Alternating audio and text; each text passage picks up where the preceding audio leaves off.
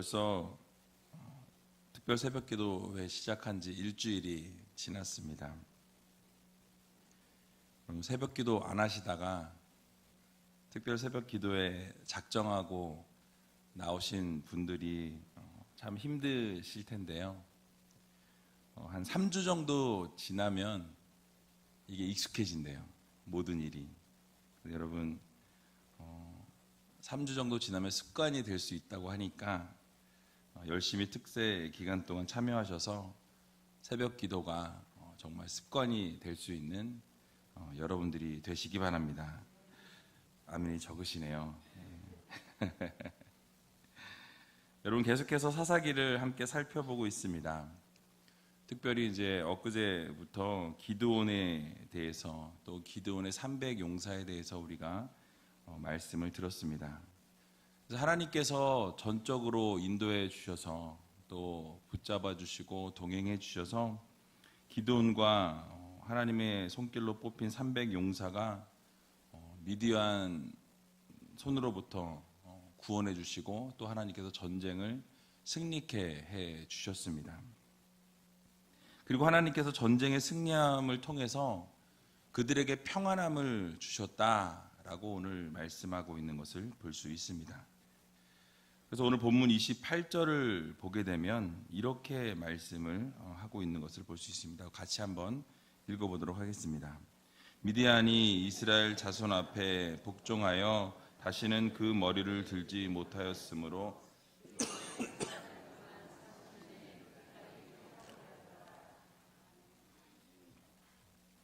무엇이라고 말씀하고 있습니까? 기드온이 사는 날 40년에 그 땅이 태평하였다라고 말씀합니다.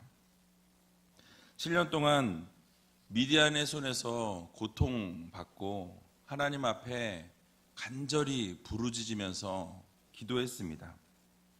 그 고통에서 살려달라고, 너무너무 괴롭다고 하나님 앞에 열심히 부르짖는 이스라엘의 백성들의 목소리를 하나님께서 들으시고 그들을 구원해 내셨습니다. 그래서 다시는 그 머리를 들지 못하게 하셨다라고 말씀하시면서 기드온이 살아있는 그 동안에는 40년 동안 그 땅에 평화가 찾아오게 되었습니다. 자, 여러분 하나님께 부르짖음을 통해서 응답받고 고통을 들으시고 그 고통을 없애주셨다라고 한다면 여러분 어떠시겠습니까?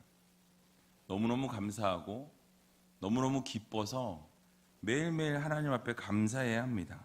또 기쁨이 넘치는 삶을 살아가야 합니다. 또 그렇게 은혜 주신 하나님을 향해서 늘 날마다 감사를 올려드리고 또 하나님을 바라보며 살아가야 합니다.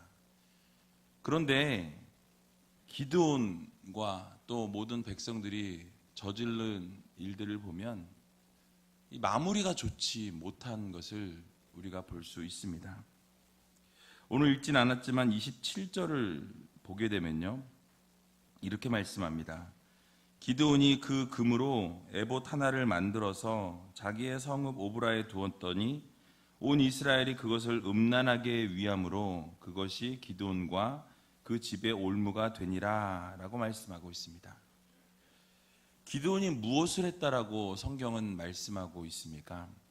바로 기드온이 금으로 이 에봇을 만들었다라고 말씀하고 있어요. 그리고 그 에봇을 만들어서 자기 성읍에 두었다라고 말씀하고 있습니다. 여러분 어떻게 생각하면 에봇 하나 만든 거 뭐 그게 그리 대단한가? 이렇게 생각할 수도 있습니다. 뭐 큰 문제가 되지 않을 것 같이 보여집니다. 여러분 그러나 그렇지 않다라는 거예요.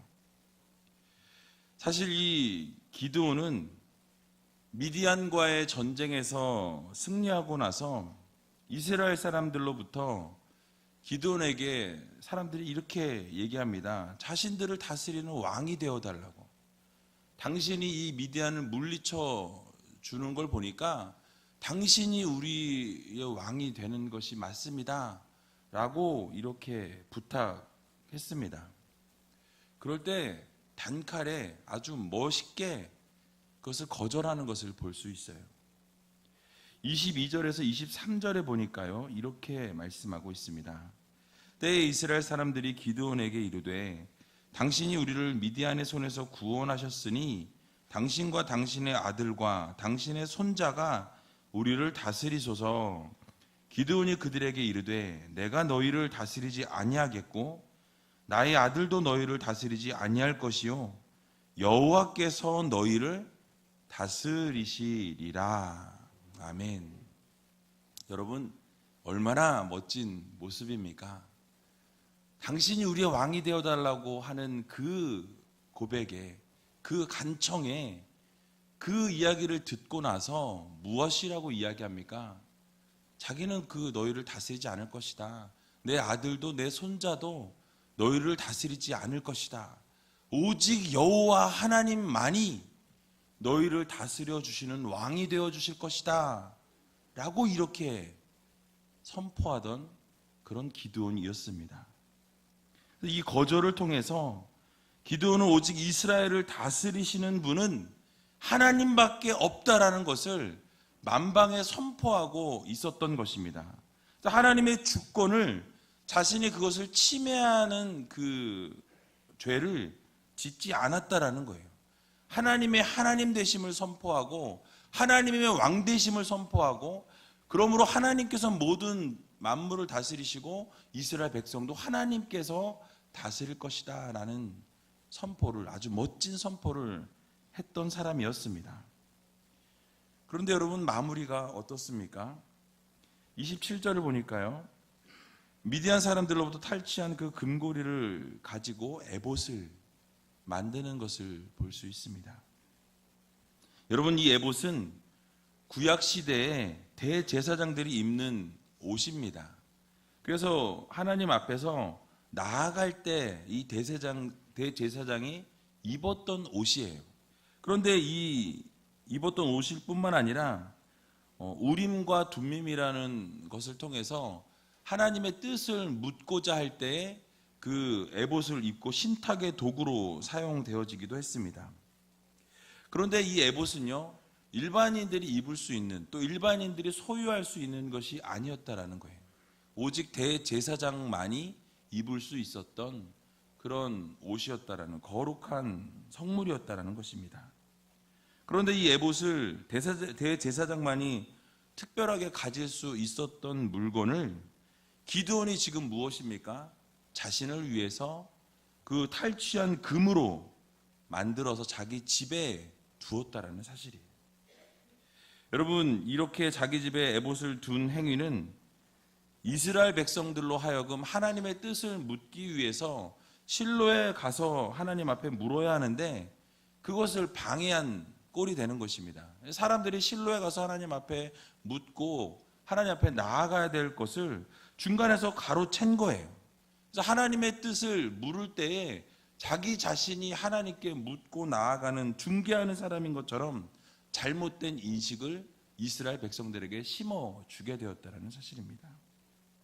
즉, 이로 하여금 여호와 하나님께 향해야 할 하나님의 백성들의 마음을 자신에게로 향하게 하는, 그런 자기를 높이게 되는 왜곡된 결과를 초래하였다라는 사실이에요. 오직 이스라엘 백성을 다스리시는 분은 여호와 하나님이시다 라는 이 선포를 한 기드온이 바로 자신이 전쟁에서 이겼다고 해서 이 전리품을 가지고 금으로 에봇을 만들어 자기 집에 두었다라는 것은 결국 하나님을 반하는, 하나님을 대적하는 일들이었다라는 것입니다.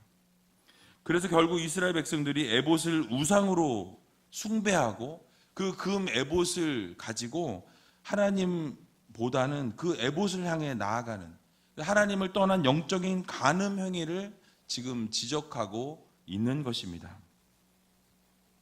오직 여호와 하나님만이 이스라엘 백성을 다스릴 것이라고 선포했던 이 기드온이 순간 금으로 이 만든 에봇으로 말미암아서 하나님을 떠난 우상을 섬기게 만드는데 앞장선 그런 사람이 되어버렸다는 사실입니다. 다시 말하면 기드온은 왕이 되는 일과 같은 큰 유혹은 잘 극복해왔다라는 거예요. 아, 내가 어떻게 하나님을 대신할 수 있겠어? 그렇게 하면서 그 유혹을 뿌리쳤습니다. 그러나 정작 이 작은 이 기념품 같은 것 때문에 그 자신의 신앙의 모습이 실패를 가져오게 되었다라는 사실이에요. 우리는 여기서 한 가지 교훈을 얻을 수 있습니다. 사단은 언제나 이 죄를 짓도록 우리를 유혹한다라는 사실입니다. 큰 죄를 짓게 하든 작은 죄를 짓게 하든지 우리가 항상 죄의 자리에서 넘어지고 쓰러지게 만든다라는 사실입니다. 우리는 큰 죄와 유혹은 경계해요. 그런 큰 죄를 지어서는 안 되지. 큰 죄에 대해서 우리가 경계하고 조심하기 때문에 대체적으로 큰 죄는 빠질 가능성이 상당히 작습니다. 그런데 문제는 무엇이냐면요. 작은 죄에 대한 이 유혹은 우리가 방심하고 때로는 그냥 소홀하게 넘어갈 때가 너무나 많이 있다라는 것입니다. 그러다 보니까 우리가 작은 죄를 자주 짓는다라는 거예요. 우리는 그러나 항상 죄에 대해서 조심해야 합니다. 죄에 대해서 방심해서는 안 된다라는 거예요. 우리의 삶의 현장을 들여다보면 그럴 때가 참 많이 있는 것을 보게 됩니다. 우리는 하나님을 향한 신앙은 절대로 버리지 않습니다. 그러나 하나님과의 약속은 잊어버릴 때가 참 많이 있다라는 거예요. 또 하나님의 것을 쉽게 도적질하는 경우도 많이 있다라는 사실입니다. 또 사람을 죽이지는 않지만 남을 미워하고 정죄하는 일에는 앞장설 때가 참 많이 있는 것을 보게 됩니다. 또 남을 폭행하여서 병원에 입원하도록 만들지는 않지만 언어의 폭행은 매일매일 이루고 살아갈 때가 너무나 많이 있다라는 거예요. 여러분, 그러나 하나님 편에서는 큰 죄나 작은 죄나 동일하게 취급하신다라는 것입니다. 그러나 우리 모두는 이 작은 죄에도 조심하고 경계할 필요가 있다라는 말씀입니다. 작은 죄들을 짓다 보면 그것이 올무가 되어서 그 작은 것 때문에 우리가 이제 하나님 앞에 나아가지 못하고 그 죄 가운데서 쓰러지고 넘어져서 일어나지 못할 때가 너무나 많이 있다라는 사실입니다.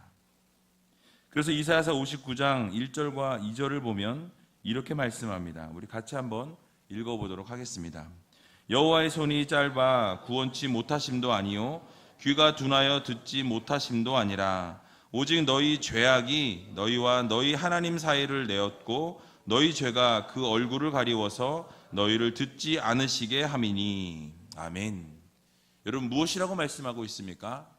하나님과 우리의 사이를 내게 된 것은 죄의 문제라고 말씀하고 있어요.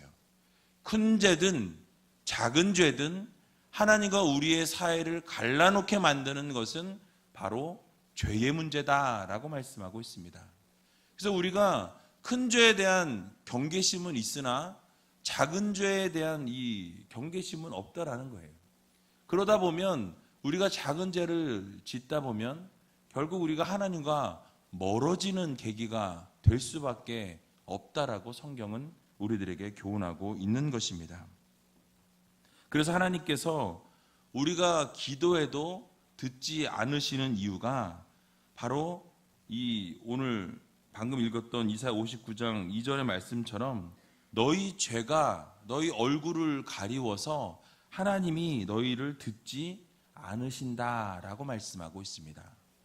만약 여러분들이 기도하는데도 그 기도가 이루어지지 않는다라는 것을 여러분 깨닫게 된다면 혹시 내가 죄를 짓고 있지는 않은가? 하나님 앞에서 그 죄가 우리 하나님과 나와의 사이를 갈라놓아서 그 죄 때문에 하나님께서 응답하시지 않는 것은 아닌가? 여러분 돌아보셔야 한다는 거예요. 그래서 우리는 죄를 회개하고 죄를 경계하고 조심하여서 이 죄의 파괴력에 대해서 우리는 깨닫고 날마다 하나님 앞에 회개함으로 모든 죄를 용서받고 하나님 앞에 깨끗하게 나아갈 수 있는 저와 여러분들이 다 되시기를 주님의 이름으로 간절히 축원드립니다. 또 오늘 본문 30절에서 31절을 보게 되면 기드온이 또 하나님 앞에 원하시지 않는 일들을 행하는 것을 볼 수 있습니다. 31절까지 보게 되면 기드온이 아내가 많음으로 몸에서 낳은 아들이 70인이었고 세겜에 있는 첩도 아들을 낳았으므로 그 이름을 아비멜렉이라 하였더라 라고 말씀하고 있습니다. 여러분, 무엇입니까? 기드온이 많은 철을 두었다라고 말씀하고 있어요. 그래서 70명의 아들을 낳았다라고 말씀합니다. 또 첩의 아들인 이 아비멜렉의 이름도 알려주고 있는 것을 볼 수 있습니다.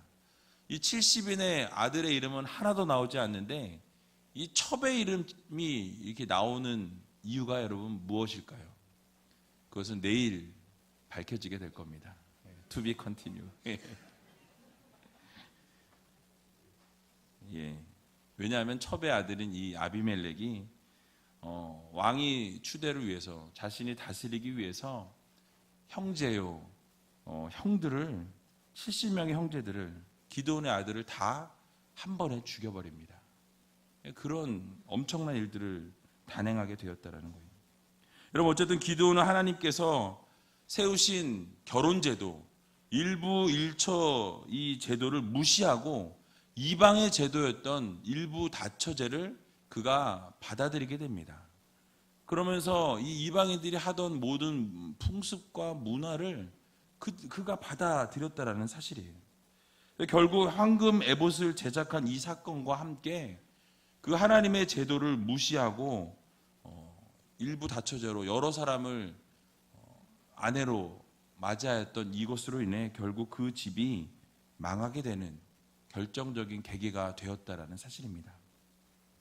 하나님께서 승리를 주셨음에도 불구하고 기드온의 삶은 하나님 앞에 더 영광 올려드리는 삶이 아니라 결국 더 영적으로 떨어지는 신앙의 이 하강곡선을 계속해서 그리는 것을 우리는 볼 수 있다는 거예요.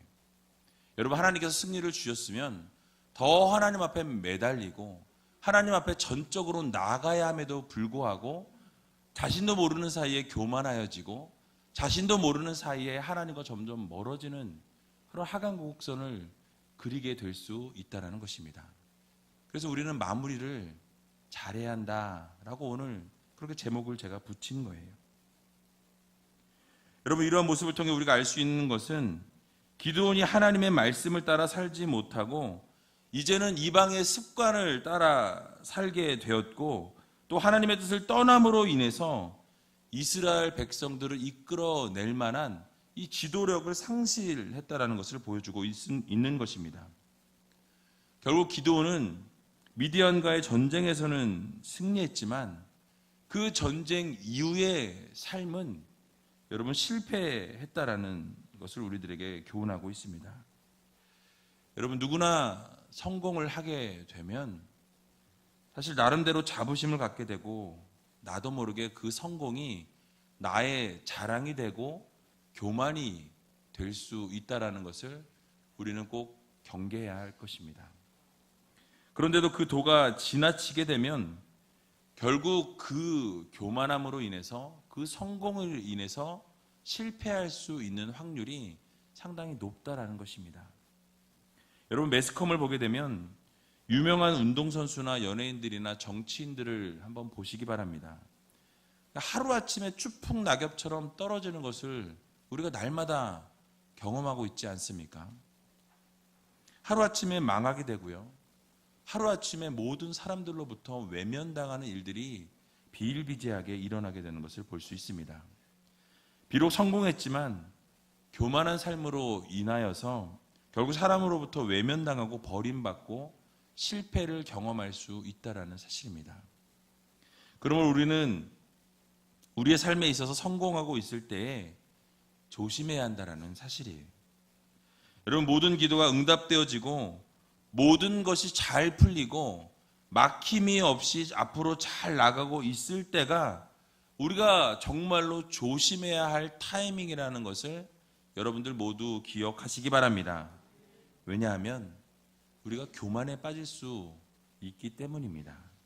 결국 교만에 빠지게 되면 이 기드온과 같이 하나님 말씀은 온데간데 없는 삶으로 전락할 수 있다라는 사실이에요. 그래서 마무리가 아름다워야 하는 것입니다. 교만한 삶이 아니라 자기 자신을 절제하고 겸손할 수 있는 그런 마음의 자세를 가져야 하고, 또 하나님 말씀대로 살아가게 될 때에 결국 놀라운 은혜와 축복을 맛보는 삶을 살아갈 수 있다는 사실을 기억하시고, 날마다 하나님께서 주시는 은혜와 형통의 삶을 살아갈 수 있는 저와 여러분들이 다 되시기를 주님의 이름으로 간절히 축원드립니다. 또 이렇게 기드온이 그런 영적인 간음을 이루고 하나님께서 기뻐하시지 않으시는 이 일부 다처제의 삶을 살다가 결국 죽게 되었다라고 말씀합니다. 그렇게 죽게 될 때에 결국 그 자녀들이 어떻게 되었는지 여러분 우리는 좀 살펴볼 필요가 있습니다. 오늘 본문 33절을 보게 되면요, 이렇게 말씀하고 있습니다. 기드온이 이미 죽음에 이스라엘 자손이 돌이켜 바알들을 음란하게 위하고 또 바알 브릿을 자기들의 신으로 삼고라고 말씀하고 있습니다. 여러분 무엇을 말씀하고 있습니까? 기드온이 이제 죽게 되니까요, 이스라엘 자손들은 하나님으로부터 돌이키게 됩니다. 그나마 기드온이 살아있을 때는 기드온이 무서워서 바알을 섬기지 못했는데, 기드온이 이제 죽게 되니까 바알들을 음란하게 위하여 섬겼고 또 바알브릿을 자기들의 신으로 삼았다라고 성경은 말씀하고 있는 것을 볼 수 있습니다. 여기서 바알브릿이라는 이 단어는 언약의 바알이라는 뜻이에요. 언약의 바알. 가나안이 섬기는 우상이었던 바알의 별칭이었습니다. 별명이었어요. 이러한 이름이 붙여진 것은 이스라엘 백성들과 함께 참된 언약을 맺으시고 진정한 이 언약의 주인이신 여호와 하나님을 저버린 그들의 이스라엘 자손들의 죄악을 잘 드러내고 있는 것입니다. 그러니까 언약의 하나님인데 언약의 바알이라고 이렇게 붙였다라는 거예요. 여러분 재미있는 것은요, 기드온의 별칭이 무엇이었습니까? 바로 여룻바알이었어요. 여룻바알은 바알에게 대항하다라는 그런 의미입니다. 그런데 그의 이름이 이 소유자였던 기드온이 살아있을 때는 기드온이 무서워서 그 바알을 섬기지 못했던 이 이스라엘 백성들이 이제 기드온이 죽자마자 이 기드온이 바알과 대적했던 그 기드온이 죽자마자 어떻게 합니까? 바로 하나님을 향했던 그 마음들이 바로 바알에게로 돌려졌다라는 사실이에요. 바알을 숭배하기 시작합니다. 여기서 멈추지 않아요. 34절을 보게 되면 이렇게 말씀합니다. 우리 같이 34절을 읽어보도록 하겠습니다. 사면 모든 대적의 손에서 자기들을 건져내신 여호와 자기들의 하나님을 기억지 아니하며. 아멘. 여러분 무엇이라고 말씀하고 있습니까? 하나님을 기억하지 않았다라는 거예요. 자기 자신들의 의지와 자기 자신들의 판단으로 이제는 여호와 하나님을 섬기지 아니하기로, 기억지 아니하기로 결단하고 하나님을 떠난 삶을 살았다라고 성경은 우리들에게 교훈하고 있습니다. 여러분 이스라엘 백성들이 7년 동안 미디안의 그 압제 속에서 부르짖을 때에 하나님께서 그들을 구원해 주셨어요. 그런데 미디안의 손에서부터 건져내신 그 여호와 하나님을 이제는 어떻게 합니까? 기억하지도 않는 거예요. 기억지도 않았다라는 사실입니다. 여러분 이것에 딱 맞는 속담이 있죠. 화장실 들어갈 때하고 어떻게 해요? 화장실 나올 때하고 다르다라는 거예요. 내가 힘들고 고통 가운데 있을 때는 하나님께 부르짖고 하나님 살려주세요. 죽을 것 같아요. 그런데 이제 하나님이 그 고통 가운데 건져주시니 어떻습니까? 하나님 누구세요? 당신 누구세요? 기억지도 않는 이런 모습으로 살아가는 이스라엘의 백성들의 모습이라는 것입니다. 여러분 이런 모습을 보면 참 이스라엘 백성들 간사하지 않습니까? 정말 어떻게 이럴 수가 있을까라고 라고 우리는 생각할 때가 참 많이 있습니다. 그러나 우리가 이스라엘 백성들만 손가락질하고 이스라엘 백성들만 욕할 것이 아니라는 거예요. 우리의 모습 가운데도 이런 모습은 언제나 존재하고 있다라는 건 사실입니다. 은혜를 모르고 감사할 줄 모르는 삶이 우리의 모습 가운데도 있다라는 사실입니다. 모든 대적으로부터 건져주셨고 또 어려움과 고통과 환난 가운데서 벗어나게 해주시기를 간구하고 부르짖을 때 하나님께서 그 모든 것들을 들어 응답해 주십니다. 그러면 우리는 어떠합니까?